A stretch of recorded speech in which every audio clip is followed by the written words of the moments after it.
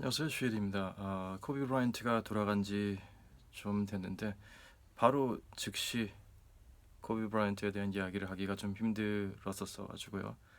며칠을 지내고 눈물 뺄 거 충분히 많이 빼고 난 다음에 이렇게 천천히 코비 브라이언트에 대해서 이야기해보고 그 선수와 그 사람의 임팩트, 영향력 그리고 그 사람의 에센스에 대해서 살짝 이야기해보려고 합니다. 선수들이 코비 브라이언트가 떠나고 많은 식으로 이제 코비를 추모했는데요. 어떤 경기에서는 상대편이 코비 브라이언트 등번호인 8번이랑 24번을 기리기 위해서 8초 바이올레이션을 일부러 하고 서로 돌아가면서, 또 어떤 팀들은 24초 샷 클락 바이올레이션을 일부러 하고, 그리고 레이커스 클리퍼스 경기는 한번 미루기까지 할 정도였고, 어떤 선수는 24번을 원래 썼던 선수였으면 24번을 안 쓰기로 하고, 어떤 선수 조엘 엠비드 같은 경우는 24번을 입고 자기 번호는 21번인데 24번을 입고 나와서 24득점을 하려고 했는데, 근데 그게 24를 제대로 했는지 하나를 넘어갔는지는 그 스탯이 아직 확실하진 않네요. 달라스 매버릭스 같은 경우에는 제키 로빈슨이나 그런 전설적인 선수들 번호를 영구 결번시키는 것처럼 리그 전체에서 우리 팀처럼 24번을 영구 결번시키자는 제안까지 하고, 달라스 매버릭스에서는 24번을 앞으로 안 쓸 거라고 합니다. 올라디포 같은 경우는 제일 최근에 그 선수도 이제 부상 때문에 공백 기간을 많이 가졌다가 컴백했는데 별로 좋은 경기가 아니었어요. 많은 슛을 놓치고 3점이 거의 한 6개를 7개를 써서 1개를 겨우 넣었나 뭐 그런 식이었는데, 마지막에 결정적인 순간에 맘바 멘탈리티를 외치면서 던져서 깔끔하게 넣었습니다. 중요한 샷을. 그러고 이제 인터뷰할 땐 끊임없이 눈물이 흐르고 있었고요.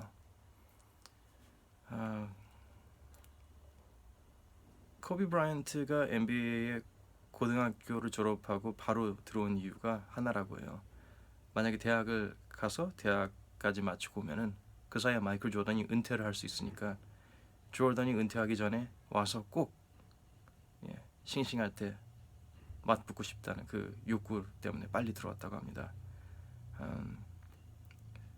코비 브라이언트가 약간 레이커스가 충분히 아주 강팀은 아니었지만 플레이오프 컨텐더인 팀이었고, 겹치는 플레이어도 많았어요. 뭐 에디 존스 같은 선수도 있었고, 그래서 코비가 루키 때는 거의 뭐 한 자리 득점이었고 평균이 출전 시간이 별로 크지 않았는데요. 그래도 코비 브라이언트는 항상 준비가 돼 있어요. 항상 준비를 하고 있었고, 항상 보고 배우면서 자기 차례를 기다리고 있었고, 인터뷰 같은 것도 그렇게 크게 많이 하지 않을 때도 그때 지금은 레이첼인가 그분이 지금은 꽤 많이 활동하고 있는 이제 기성 리포터가 이제 NBA 프로그램 같은 걸 진행하는 분인데, 그분이 이제 거의 신입이 때 고등학생 코비를 인터뷰를 하는데 좀 서로 뻘쭘해하고 있는데, 코비가 환하게 웃으면서 그 친구도 이제 신입이라서 불안하고 그러는데 딱 한마디를 했대요. They have no idea what's coming. 그러니까 자기 그 리포터나 자기나 얼마나 대단한 사람이 될지 그 사람들은 모른다고, 우리 잘해보자는 그런 식으로 그 자신감을 보여줬다는 게 코비에 대해서 많은 이야기를 하죠. 제가 유튜브 프로필 사진에 있는 게 마이클 조던이 좀 뭐랄까요, 아직은 거친 형태고 refined 되거나 진화되지 않았을 적에 의욕 넘치고 자신감 넘치는 마이클 조던의 사진인데요. 조던이 뒤를 싹 돌아보고 있는데 약간 그런 느낌이거든요. You have no idea what's coming, or you ain't seen nothing yet. 지금까지 본 건 아무것도 아니야. 내가 널 더 놀래켜주겠어. 이런 자신감이 넘치는 건데, 코비가 그런 스타일이었던 거죠. 전문가들이나 코비랑 같이 활동한 캐스터들이나 해설위원들이나 기자들이나 선수들이 하는 말이, 코비는 NBA와 많은 사람들과 함께 자랐다는 거죠.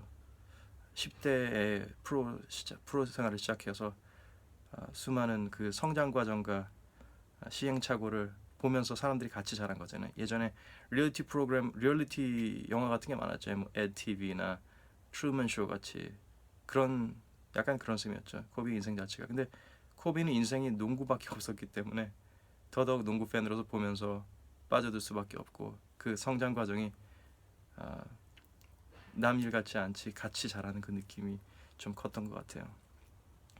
기대감이나 그 프레이밍 같은 걸 많이 하잖아요. 그 선수가 하면은 마치 조던 다음에 바톤 터치해서 뒤를 이어가야 되는 그런 포스트 조던 같은 레이블을 많이 붙여주거든요. 그런 거에서 이제 뭐 부상이거나 아니면은 이제 실력의 그 실링 더 이상 발전을 못하거나 자기 개발을 못해서 사라지는 선수들이 많아요. 뭐 그랜트 힐이나 뭐 그런 선수들이 차기 조단으로 알았는데 좀 사라져가거나 아니면 좀 기대 이하의 성장을 보여줬는데 코비는 그걸 즐겼어요.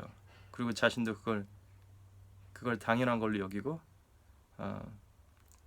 he willed it to happen. 확실히 그게 그 기대치에 맞는 선수가 되고 그걸 초월하는 선수가 되게 항상 믿고 노력했다는 게 대단한 거죠.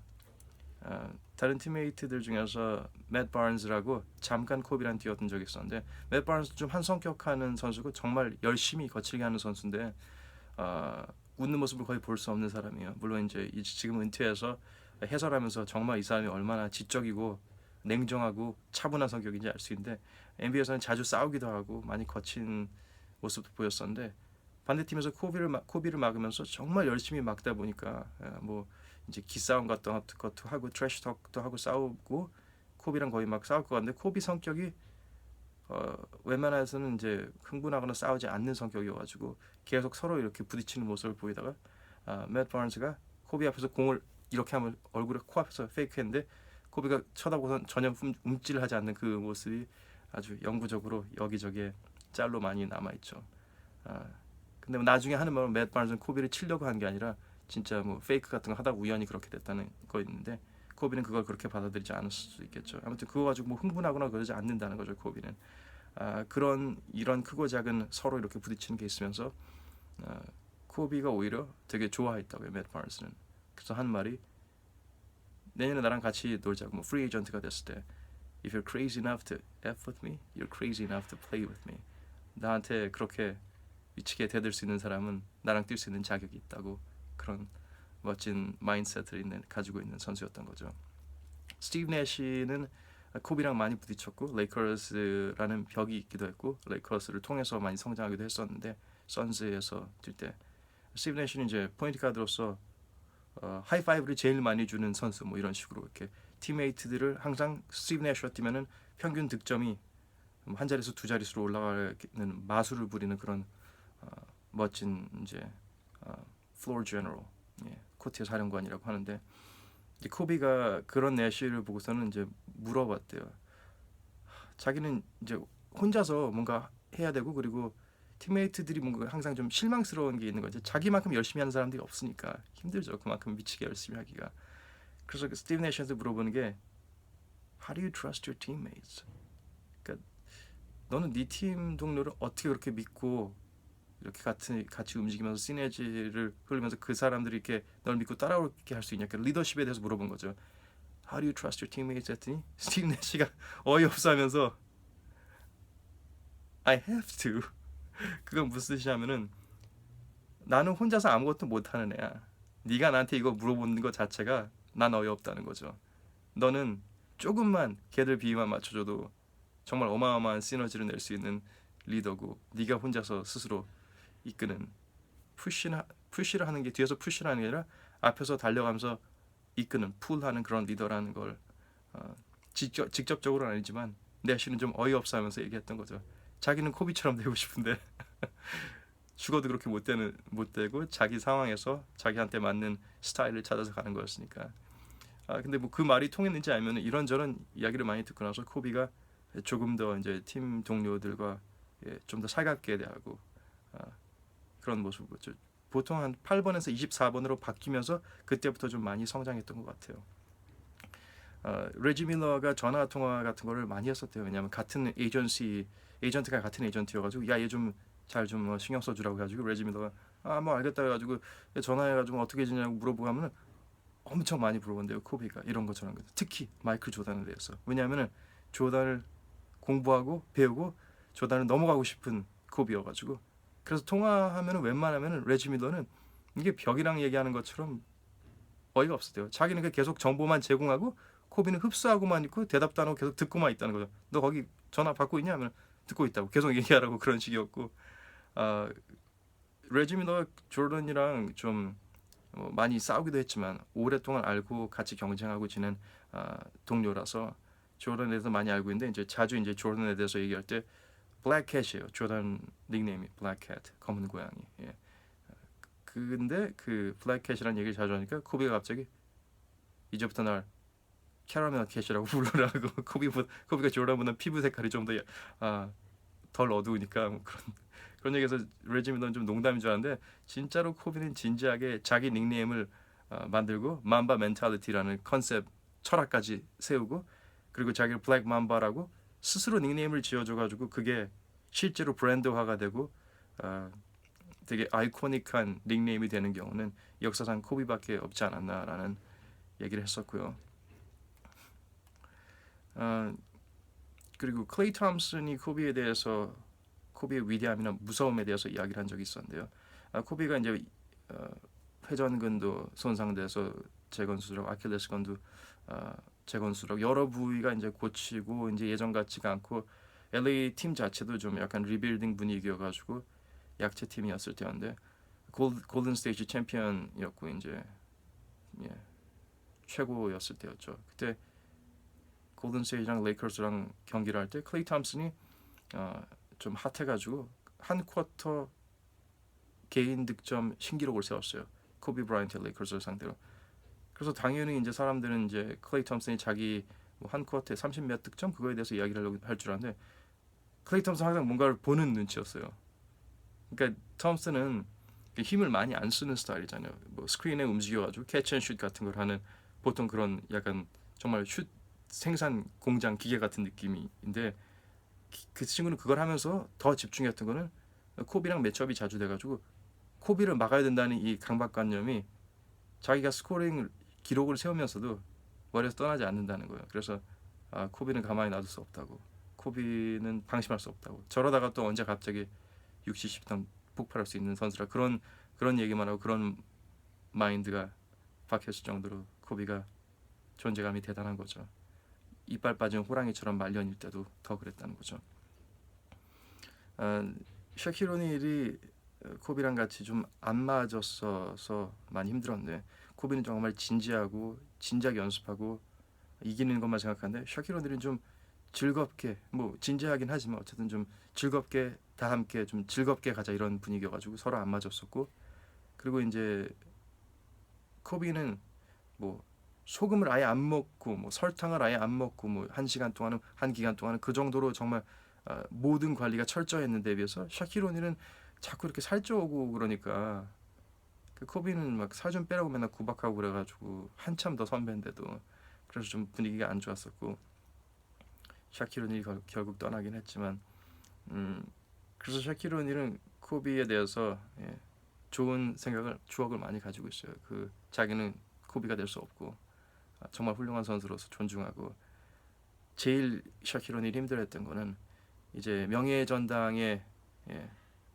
코비가 이제 아마 올해 내년쯤에 그 홀 오브 페임 스피치를 할 때 자기가 이제 그 소개하는 사람을 한 명씩 고르는데 코비가 자기를 고르나 안 고르나 되게 긴장하면서 기다리고 있었대요. 그리고 자기를 안 고르더라도 코비가 얘기를 할 때 무슨 얘기를 할지 대충 짐작이 갔다고. 아마도 뭐 난 반지 5개인데 넌 4개밖에 없네.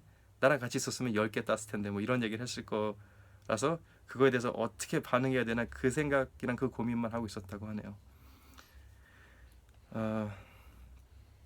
그리고 샤킬 오닐이랑 코비 브라이언트에 있어서 아주 중요한 순간 중에 하나는 코비 브라이언트가 플레이오프에서 아주 중요한 경기에서 엘리미네이션 경기에서 갑자기 3점을 쏘는데 에어볼이 나는데 당연히 안 쏠 줄 알았는데 에어볼 한 여러 개 더 쏴가지고 이제 그 게임을 말아먹어가지고 샤킬 오닐이 제일 먼저 쉴드 치려고 코비 브라이언트에 다가와가지고 괜찮다고 자신감을 잃지 말라 이런 식으로 했더니 그때 코비는 꺼지라고 뭔 소리냐고 나 짜증나 죽겠다고 난 그러니까 코비는 그때 생각하고 있었던 게 이걸 놓쳐서 어떡하지라기보다 이걸 놓쳤으니까 어떻게 해야지 다음엔 이런 일이 벌어지지 않을까 그런 생각이어서 자기 자신을 어세스 이렇게 검토하고 있었던 거죠. 왜 안 되는가.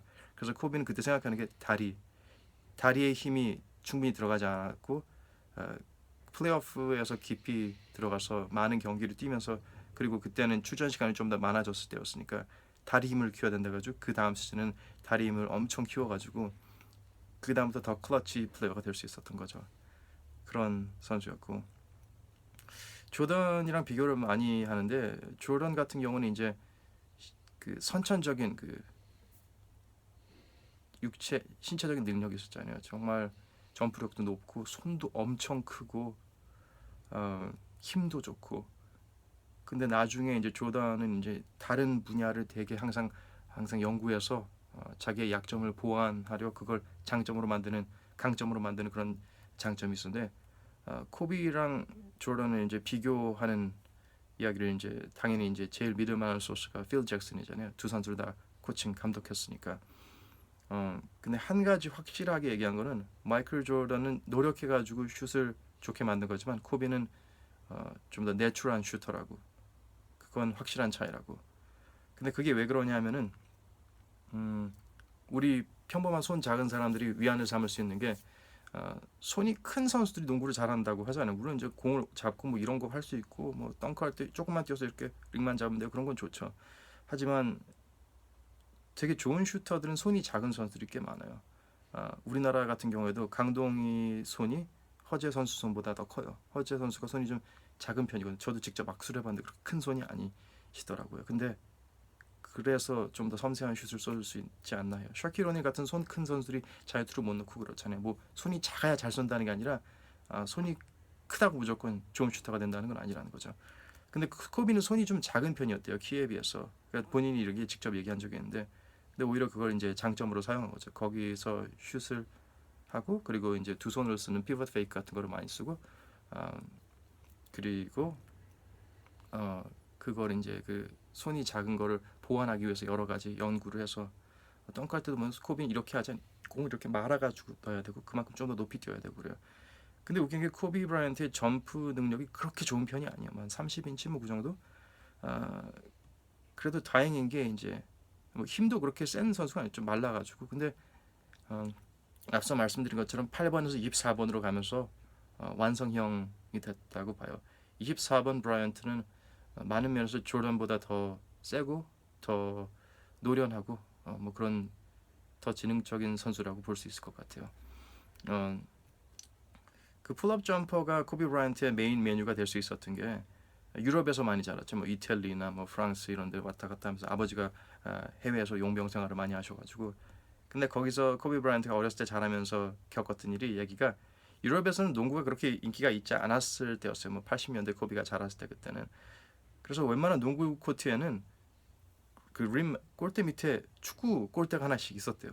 그래서 그 축구 골대 가서 뭐 드라이브하거나 그런 걸 할 수가 없잖아요. 그건 축구 골대 좀 떨어져서 미드레인지 풀업 점퍼 같은 거 연습만 하다 보니까 이제 그게 자기 메인 웨펀이 된 거죠.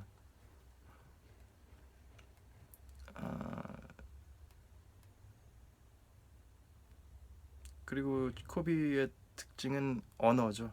아까 말씀드린 외국에서 살면서 유럽 국가에서 살면서 다양한 유럽 외국어, 유럽 뭐 이탈리아든 프렌치든 다 어떤 면에서 영어보다 더 편하다고 하더라고요.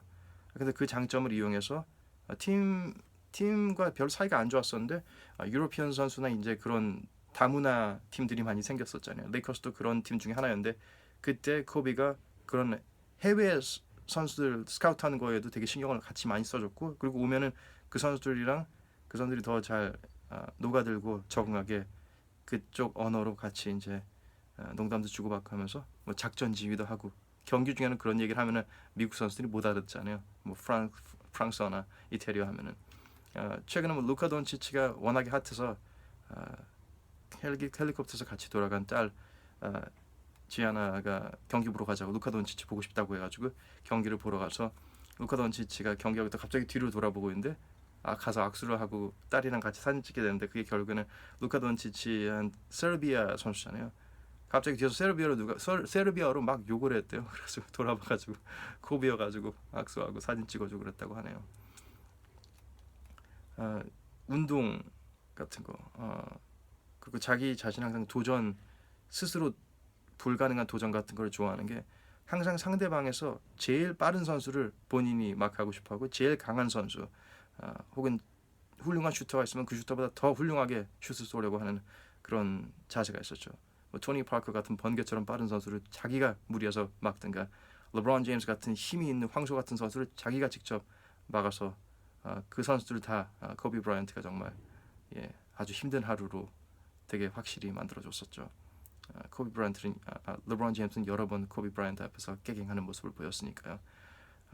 뭐 빠른 가드들도 물론 예외는 아니고요. 운동을 항상 코비는 시합 전에 시합 후에 다른 선수들이 조금 하고 다른 선수들이 뭐 2시간 하면 코비는 4시간을 하고 경기가 끝나고 집에 가면 남아서 2-3시간을 더 슛 연습을 하고 웨이트 트레이닝을 하는 그런 괴물이었어가지고 같은 팀메이트들에서 뭐 라떼는 말이야인 거죠. 약간 그 정도로 하는데 다른 사람들이 안 하면 좀 찔리잖아요. 그래서 좀 힘든 팀메이트이기도 했다고 하네요. 그래서 하루는 제이슨 윌리엄스가 아무튼 지금은 은퇴한 선수 중에 한 선수가 불스에서 뛰는 선수였는데 좀 슬럼프에 빠져서 힘들어하다가 뭐 연습을 하러 왔는데 아주 선수들이나 아무도 없을 시간에 누가 연습을 하고 있었대요. 그게 코비 브라이언트여가지고 아니 선배는 어떻게 이렇게 거의 뭐 이렇게 몇십 년째 리그에 있는데 이렇게 와서 슛 연습을 하고 몇 시간 전부터 계속 이럴 수 있냐고 했더니 그 바로 이렇게 얘기해줬대요. To let you know, no matter how hard you work, you're not gonna outwork me. 혹시라도 누군가 보고 있으면은 확실히 보고 깨닫게 알려주고 싶다고. 딴 건 모르겠지만 노력하고 연습하는 거 있어서는 넌 날 절대로 이길 수 없다. 이걸 보여주고 싶어서 항상 그 마인드로 연습한다고 하네요. 드웨인 웨이드와 플레이오프에서 만났을 때 뭐 매치업 된 경우가 많은데 한 번은 이제 뭐 열심히 맞고 코비 브라이언트 같은 선수는 이제 맞기가 힘들잖아요. 뭐 파울을 하게 되고 근데 그때 이제 좀 심판 눈치를 잘 피해가지고 웨이드가 엄청 팔에 파울을 많이 해가지고 진짜 상처도 많이 나고 슛도 다 안 들어가고 그랬었대요. 코비 브라이언트가. 그래서 화를 많이 냈는데 당연히 뭐 웨이드한테 뭐라고 하든가 심판들한테 항의하거나 그럴 줄 알았는데 코비는 그날 그날 바로 이어가지고 트레이너 한 명을 불러가지고 계속 연습했대요. 똑같은 상황에서 똑같이 웨이드 같은 덩치의 사람이 똑같은 웨이드의 정도의 힘으로 팔을 잡고 팔을 당기고 팔을 칠 때 슛을 성공하는 그 연습을 몇 시간 동안 했대요. 그런 사람이었죠. 그리고 코비 브라이언트는 항상 다양한 분야의 전문가들이랑 항상 자기가 직접 찾아가서 식사를 하거나 레지 밀러랑 전화 통화하면서 조던에 대해서 연구를 했던 데처럼 그 연구와 공부가 끝나지 않았다고 하더라고요. 그래서 이제 돌아갔다는 사고 소식이 나왔을 때 뭐 우사인 볼트나 네이마르나 은퇴한 테니스 전설 빌리 진 킹이나 이런 선수들이 다 코비 브라이언트에 대해서 너무 아쉬워하고 직접 현역 선수들 같은 경우는 자기가 뛰고 있는 그 전문 분야 그 어리나에서 코비를 추모하는 제스처를 많이 하기도 했었고요. 항상 다양한 분야에서 연구를 하고 그냥 링만 보고 골대만 보고 공만 던지고 그런 게 아니라 너무 많은 방향에서 시점에서 이걸 연구하기 때문에 대단한 것 같아요. 저는 개인적으로 좀 신기해하고 대단하다고 생각했던 게 보통 뭐 코비 브라이언트가 이제 슈팅 가드나 스몰 포워드 같은 경우는 약간 비슷한 선수들한테 가서 조언을 구할 거 아니에요. 근데 거기서 끝나지 않아요. 코비는 올라주원 같은 선수를 찾아가지고 센터인데도 불구하고 그 센터 전설적인 센터가 쓰는 드림 쉐이크나 그 피벗 무브 같은 거를 연구를 하더라고요. 돈을 내고 배웠대요. 그래서 그 후로 이제 올라주원을 찾아와서 뭐 배우겠다는 선수들이 레슨해달라는 선수들이 많이 늘었대요. 코비가 한번 찾아오고 너무 달라진 모습 때문에 그 올라주원이 잘하는 게 이제 피벗이랑 스핀 무브 같은 게 있는데 그건 이제 포스트업 할 때 하는 거잖아요. 근데 코비는 그거를 이게 24번을 달았을 때 미드레인지 같은 데서 미드레인지 점퍼 같은 거를 그런 식으로 피어드 페이크랑 스핀 같은 걸 해가지고 정말 신선했고 놀라웠고 하이라이트였죠. 항상 너무 설득력 있는 페이크를 썼었고 그걸 제가 클립으로 꼭 연결해서 댓글로 달겠습니다. 저는 코비 브라이언트의 플레이 중에서 제일 그게 멋있더라고요. 페이크해서 피벗해서 한 바퀴 피루엣 해가지고 슛 쏘는 건 따라하기도 힘들어요. 그 평형 감각을 유지하면서 그런 슛을 한다는 게. 그리고 도전 같은 건 항상 받아주죠. 뭐 새로운 선수가 아니면 좀 베테랑 선수가 아이지아 라이더 같은 경우는 다른 팀에서 나름 좀 최고였는데 레이커스로 왔는데 뭐 코비한테 1대1 도전했다가 아주 만신창이가 돼서 그 다음부터 아이지아 라이더가 조용히 사라지게 됐었다는 전설이 있죠. 제리 웨스트가 이제 레이커스의 자문 뭐 약간 애드바이징하는 그런 포지션이었는데 나름 좀 상위 시니어 포지션이었는데 드래프트 할 때 코비 브라이언트를 데리고 와야 되나? 그 당시에는 뭐 고졸 선수를 바로 데리고 온다는 게 좀 그리고 또 드래프트 상위권에서 데리고 온다는 게 좀 말이 안 됐었거든요. 근데 제리 웨스트가 확인하러 갔대요. 근데 보니까 고등학교 선수들, 대학교 선수들 사이에서 뛰니까 잘 모르겠다는 거예요. 그래서 한번 불러서 레이커스의 이제 은퇴한 전설적인 수비 전문가 마이클 쿠퍼였나 아마 그 선수랑 1대1 한번 해라고 했대요. 근데 마이클 쿠퍼가 완전 너무 창피하게 당해가지고 빨리 들어오라고 해서 제리 웨스트가 쿠퍼한테 그랬대요. 은퇴하게 당인 걸로 알아고 지금 그러면서 코비 브라이언트가 어느 정도인지 확실하게 감이 와서 이 선수는 전설이 될 거라고 생각했고 코비 브라이언트가 플레이오프에서 그 에어볼 몇 개를 쐈을 때도 제리 웨스트는 되게 아쉬워하거나 뭐 걱정하러 그러기 전에 웃는 모습으로 방금 그 놓친 슛이 앞으로 코비 브라이언트 커리어에서 어떤 슛보다도 가장 중요한 슛이었을 거라고 그런 얘기를 했었으니까요. 또 코비의 매력이 자기 스스로에 대해서 되게 뭐랄까요 가볍게 여길 수 있는 그런 사람이었어요. 자기가 열심히 노력한 만큼 노력한 분야에 대해서는 자신감을 있고 떳떳하고 그런 그 과해 보이는 자신감이나 좀 부담스러워하는 그 건방진 모습처럼 보일 수 있는데 철저한 리얼리스트이기도 해요. 그만큼 노력한 만큼 그 정도의 자신감을 보이는 거고 뭐 인터뷰 같은 데서 자기가 뭐 말을 실수하거나 아니면 자기의 그 미천이 바닥났거나 그러면 웃으면서 넘기면서 고졸이라서 아는 게 그 정도밖에 안 된다고 농담을 할 정도였으니까 그게 저는 상당히 인상적이었습니다. 신발 얘기를 안 할 수 없는데요. 코비 시리즈는 항상 이제 코비 브라이언트의 인풋이 있어서 혁신적이고 조금 더 지상고가 낮고 항상 조금만 더 뭔가를 더 하려고 했었는데 코비 7에서부터 약간 문제가 있었어요. 코비 7에서는 갑자기 전장 뭐 전후 즈메어가 있는 것도 있는데 교체되면서 풀 랭트 쿠슐런으로 돼 있는 게 있었어요. 교체형 미드솔. 근데 그 쿠슐런이 말랑말랑한 건 좋은데 힐이 너무 꺼져요. 그래서 이게 너무 푹 꺼져가지고 저도 이제 뭐 나이가 있고 농구를 많이 해서 그렇긴 했지만 그걸 신어서 푹신푹신해서 좋았는데 몇 분 뛰는 순간 아킬레스건에 통증이 왔었어요.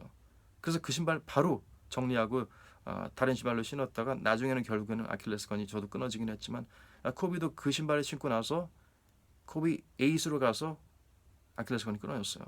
코비 7이나 8이나 좀 그냥 전체 루나런이어가지고 루나런 쿠ሽ너 뒤에가 가라앉는 게 있어요. 그래서 제가 항상 신발 리뷰를 할 때 힐에서 토 드랍이 중요하고 힐이 토보다 더 발가락보다 밑으로 내려오면 그건 발에 무리가 올 수 있다는 거죠. 그래서 코비 9 같은 경우에는 이걸 좀 오버 컴펜세이트 해가지고 그냥 과잉 만회하려고 힐에 카본 플레이트 같은 걸 해가지고 정말 너무 딱딱하게 했어요. 이 안에 쿠셔닝에 그걸 신경을 좀 더 써줘야 되는데 여기가 겉에 부분이 너무 단단하게 돼가지고 90도 각도로 둔탁하게 따닥 이렇게 되니까 그것도 좀 발에 안 좋은 거였는데 그래도 힐이 꺼져서 아킬레스건에 무리가 오는 것보다 낫다는 거죠. 10에서 그래서 다시 발전을 했어요.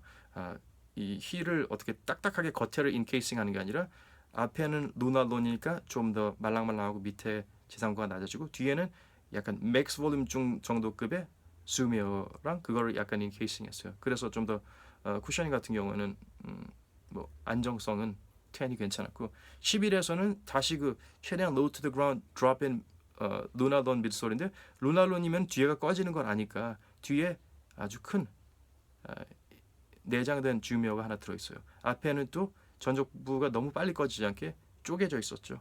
나이키 프리처럼 좀 쪼개져 있는 그런 전족부 루나론이 있었고요. 거기서 이제 코비가 거의 절정이었던 것 같아요. 뭐 코비 11이나 뭐 그 정도쯤이. 근데 신발 얘기를 하니까 그런데 이름이 좀 그랬어요. 코비가 은퇴하고 나서 이름을 AD로 했잖아요. 아, 성경에 있는 BC, before Christ, after death 있는 것처럼 그러니까 AD가 after death인데 참 뭔가 운이 뭔가 그렇게 좋은 이름은 아니었나 보네요. 그런 느낌이 항상 좀 들어요. 지금은 그 코비 AD가 의미가 상당히 다르게 느껴질 테니까요.